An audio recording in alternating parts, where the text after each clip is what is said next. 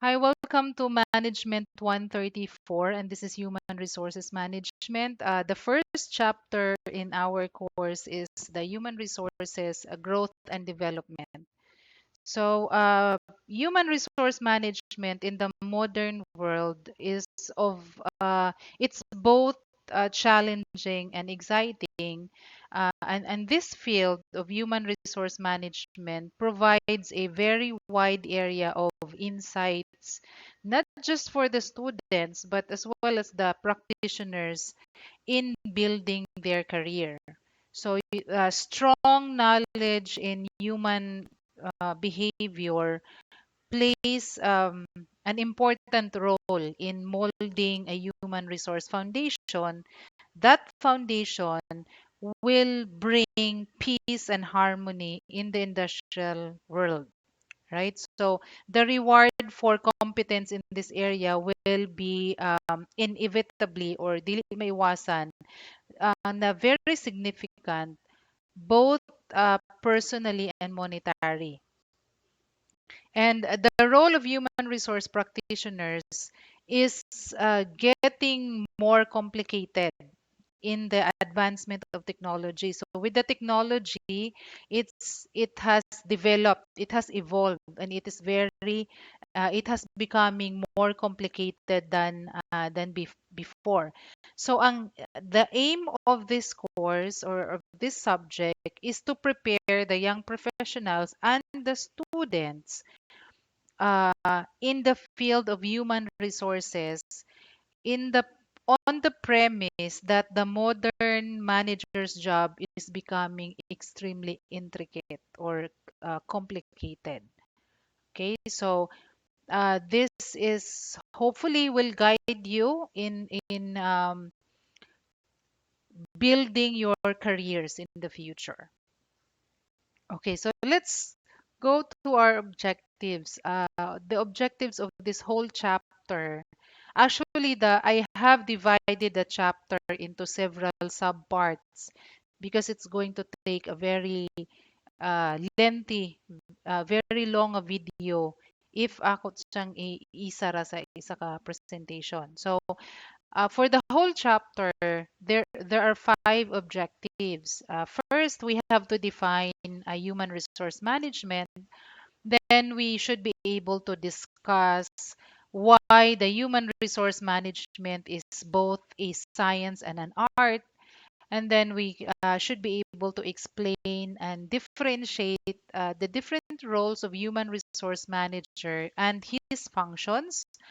And we will also discuss the importance of the human resource manager in a business and also his major contribution toward the development of the organization. And lastly, we should be able to explain the career development of a human resource manager, the path that the practitioners or the students will be able to take in the future.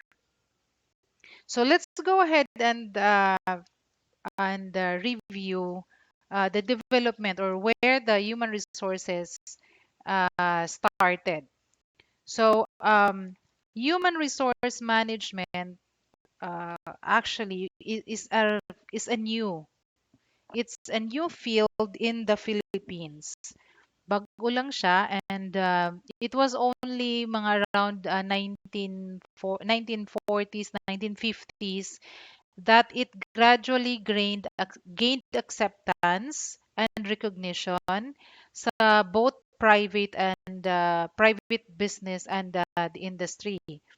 So para makagain siya og ganang acceptance, actually there are so many things nga giagihan ani. And also for this to continue, there are like mga prerequisite nga kinahanglan nimong agihan so that you will be the human resource management field will be recognized at og makita ang iyang importance.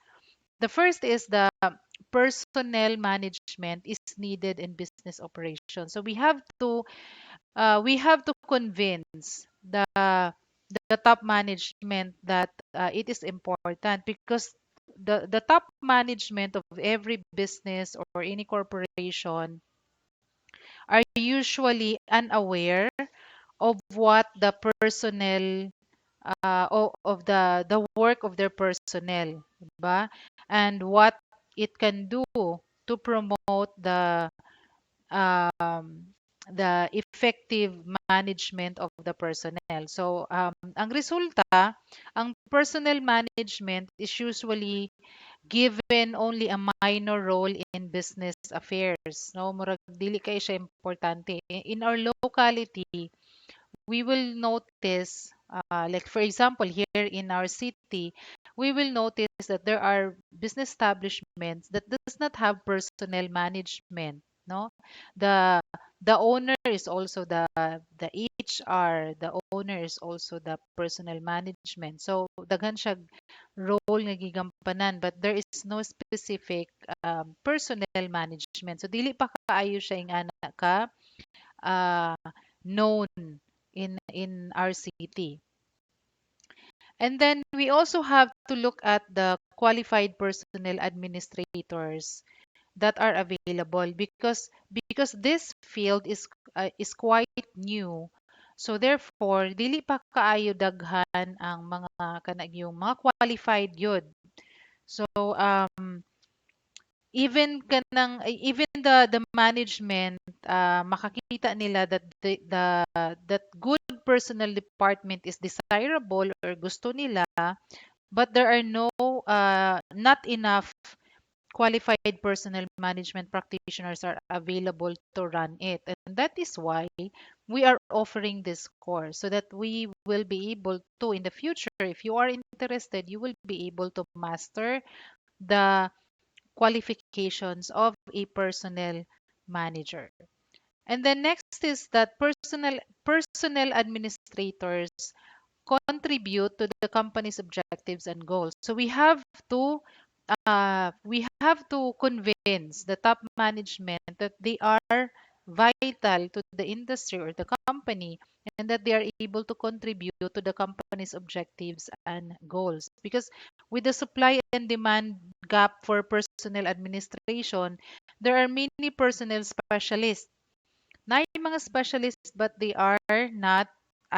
don't have the adequate skills when they enter the field. Mura na siya nahimong kanang murag nag-test lang siya sa field, and then eventually nakaka-learn siya, and eventually na master niya. But this time, there are already specialists. There are already human resource managers specializing in personnel management, specializing in different fields in human resource management. So these are the three that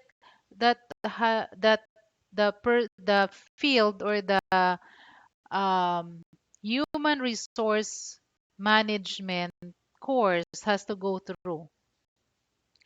And from the 1950s, actually, there's already a very big improvement. No, eventually there was already an organization formed dedicated for this field, and that is the PMAP, which stands for Personnel Management Association of the Philippines. So this organization is nationwide ang scope niya, and this is participated by personnel managers and human resource practitioners in the whole country. And it was established rather, to uphold the profession to the fullest. Okay, so what are their functions or unsay mga activities ng ilang ginakandak? Number one is they train and develop personnel administrators. Right? So how do they do that? They train, they give seminars, they give lectures, they have workshops, meetings, national conferences, and also they are holding tripartite conferences pertaining to personnel management and industrial relations. So pag mingon tag tripartite, that means that it's a conference between the PMAP or the PMAP the industry, and also the government. So that's a tripartite conference. And then they also participate in public hearings to voice support or opposition to proposed legislations affecting business and industry. So there are legislations or laws being passed, and they look into that, and if that's good for the industry, then they voice their support, or if it's not, then they voice their opposition. And third is that they disseminate information to upgrade the personnel management, like offering technical, they also offer technical advices through their special committees, because they have special committees for every um, what do you call that, sector, every part of the human resource management. And then they also have the library facility, so they have resources that can be used, that they will be able to share to the practitioners of human resource management. And lastly, they also establish a public relations program that are aimed at informing the public about the nature of personnel work. Okay, so these are the things that they do in order to promote the personnel management field. So aside from PMAP in the Philippines, there are also other agencies or government agencies that is actively participating in the field of human resource management. And these are the Department of Labor and Employment, the Employees Compensation Commission, and also the Technical Education and Skills Development Administration, or what we know, TESDA. So these organization, there are actually other agencies. They usually consult with the association, the PMAP, before taking a stand on matters affecting employer-employee relations. So, mo nang mingon tag ang PMAP is conducting tripartite conferences. That's because these agencies gibuo sa gobyerno for the employee-employer relationship. They do consult each other. Okay? So, as a result of these efforts, the status of personnel management has been enhanced, and the quality as well as the salary of personnel managers has greatly improved because of these efforts. Right? So um, that's how on a brief history of how the personnel management field um, now, no, mo na siya giagihan niya. So let's go to the what is an organization. So if we I know you already had your organizational management course, you already have your economics course. So you are already familiar of what an organization is. So in an organization, there are many stakeholders, and there are a lot of processes. There are a lot of procedures you need to go through. And as an organization, to grow and thrive in today's competitive environment, the organization must deal with many and diverse changes. Daghan na yung kay mga changes from before 1950 siguro. So traditionally ang concept sa value before was actually more on finance and accounting lang. More na function sa kuan sa value. However, in the modern times, human resources has already been a crucial part of the organization for survival. So the definition of value have also evolved. So we already have profits, so they are already looking at profits. They Because before, the human resource management, finance and accounting lang sila, no? Taga-sulat lang, taga-record, etc.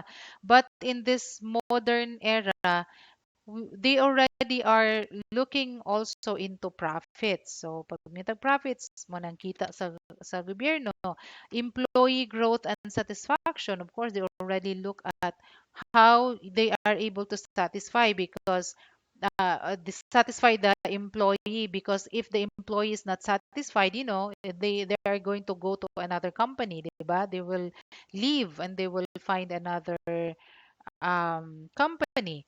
And then protection of the environment. So as because of there are already legislations, there are laws nga gipasar to take care of the environment. That is why that is also one of the consideration of the organization, and how to protect the environment around them, especially kung asa ang iyang organization. Then additional employment opportunities. So they have to also look at employment opportunities. So may nag-expand, nag-train sila sa ilang mga employees, so that they will be able to elevate, no, to add their skills, so that they will be more valuable. And then contribution to community development. So which is very very important, because kung asa man ang imong business naka na-locate, you should be able to contribute to the community where it is, 'di ba? Because you are, kumbaga, nakinabang ka ana nga lugar, so you also have to give back to the community. Okay, so that's what an organization, the previous perception of human resource management, which is just for finance and accounting, until nahimo na siyang intricate or nahimo na siyang complicated. Okay, so let's go to the challenges. So the challenges will be on the next part of this video. If you have any questions, just post your questions below.